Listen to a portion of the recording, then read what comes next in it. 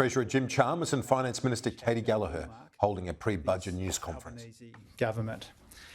We will build on the substantial progress that we have made when it comes to budget repair over the first 2 years and our first 2 budgets. And I wanted to take a moment to remind you here of our record. The first surplus in 15 years with a $100 billion turnaround of what we inherited. The second is in reach, and if we achieve it, this would be the first back-to-back surplus in almost 2 decades. We have returned 88% of revenue upgrades versus around 40% for the former government.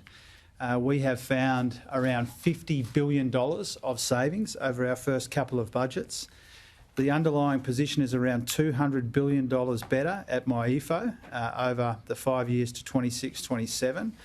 We've made sure that debt peaks almost 10 percentage points lower than what we inherited. Debt's around $165 billion lower at the end of the medium term compared to what we inherited in the pre-election outlook. And annual inflation is now almost half at 3.6% of what we inherited in the June quarter of 2022. So that is our record when it comes to budget repair and responsible economic management, and we are proud of that record because of difficult decisions taken by our government, whether it's banking upward revisions, whether it's finding $50 billion in savings. The budget is in much better nick than the budget that we inherited almost precisely 2 years ago. There will be more spending restraint in this budget, and there will be more savings in this budget as well, and Katie will run through one of those in a minute. But this is not the time for scorched earth austerity. It would not be wise when people are doing it tough and when the economy is soft for us to slash and burn in this budget. This is not the time to slash and burn in the budget when people are doing it tough and when growth in our economy is weaker than we would like it to be. Now, there's no shortage of opinions at this time of year about the budget position. We see that in the papers almost every day, and we welcome that because it helps us to chart a responsible middle course between those who want us to slash and burn in the budget and those who think that it should be some kind of free-for-all of spending. We are charting a responsible middle path.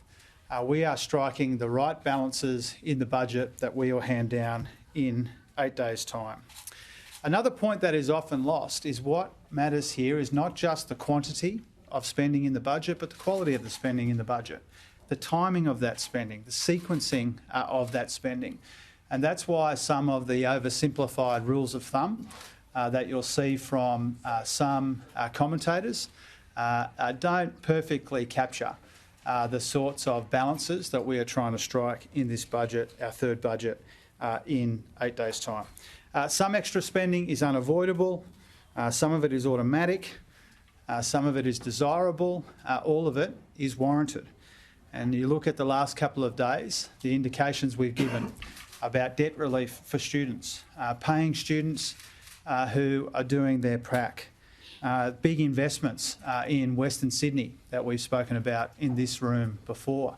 Now, recognising Western Sydney is a key part of Australia, it's a very important part of our economy, and it will be a central focus of our budget as well.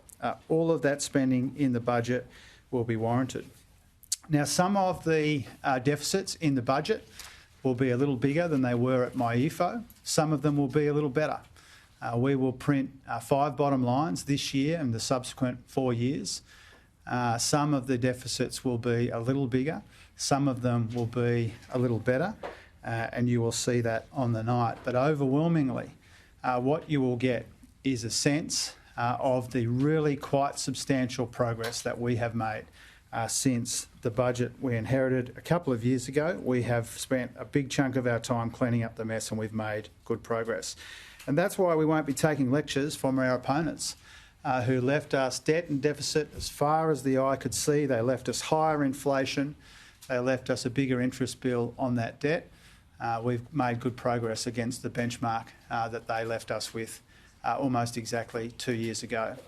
Now, before I throw to Katie, I just wanted to point out something about recent commentary from my opposite number, Angus Taylor.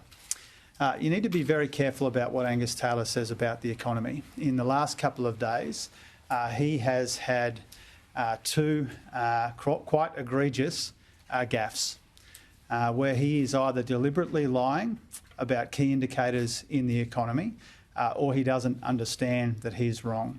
So I caution you, when Angus Taylor talks about the economy, to make sure that what he's saying has a basis in fact.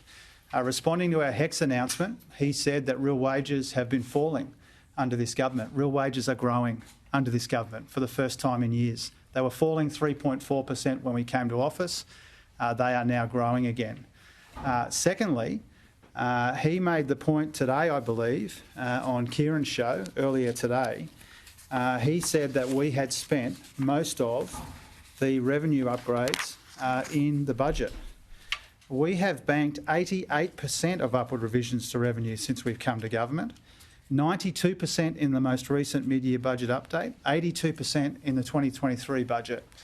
So these are either egregious gaffes or egregious lies. And so I caution you to take with a grain of salt anything that Angus Taylor says about the economy in the lead-up or during or after the 2024 budget. His time would be better spent coming up with alternatives rather than coming up with lies about the economy. Katie.